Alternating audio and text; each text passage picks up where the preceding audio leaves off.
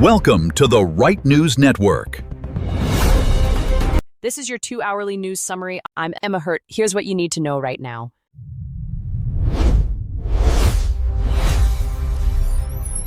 The headline tonight, war or deal with Iran. President Trump says it'll be over quickly if it happens, but he's also optimistic about reaching a ceasefire that could become permanent. Here's the tension. While mediators are working the phones, the U.S. military just fired on an Iranian oil tanker in the Persian Gulf. So what you're watching is a negotiation happening at the same time military confrontations are still unfolding. Markets are reading Trump's optimism as good news. Stocks up, oil prices down. But conservatives are saying don't give away leverage.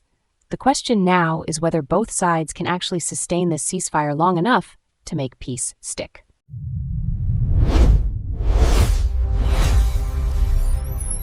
Tonight, the Persian Gulf is in crisis. Nearly 1,600 ships are stuck near the Strait of Hormuz, and the blockade that started 9 weeks ago shows no signs of ending. Oil prices have already tumbled below $100 a barrel as traders brace for what comes next.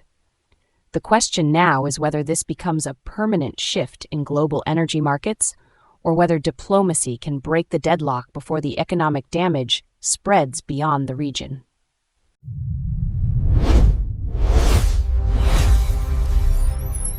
Australia is tightening the screws on its energy supply tonight. Starting next July, the country's 3 biggest LNG exporters will have to set aside 1/5 of their natural gas for domestic use.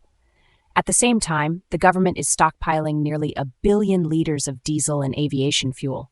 It's a major shift, protecting Australian consumers while energy companies argue it cuts into their profit margins. We'll have the details on what this means for energy prices and security across the continent.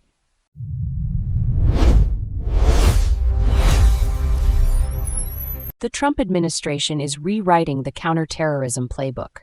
In a new strategy released Wednesday, officials say Europe has become what they're calling an incubator for terrorism, driven by mass migration. But here's the real shift. They're making drug cartels in the Western Hemisphere the top priority, above Middle East operations that have dominated U.S. security policy for 20 years. The strategy also targets what the administration calls violent left-wing extremists and transgender rights groups.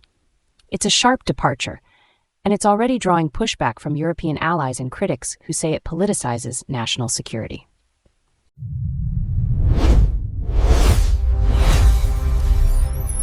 Moving to the Middle East tonight, the Trump administration is betting on peace.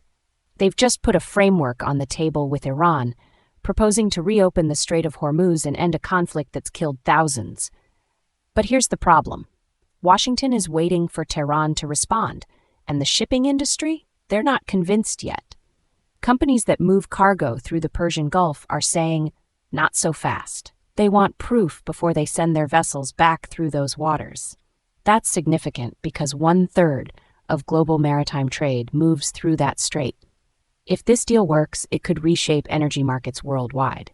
If it doesn't, we could be looking at years more of disrupted shipping and volatile oil prices.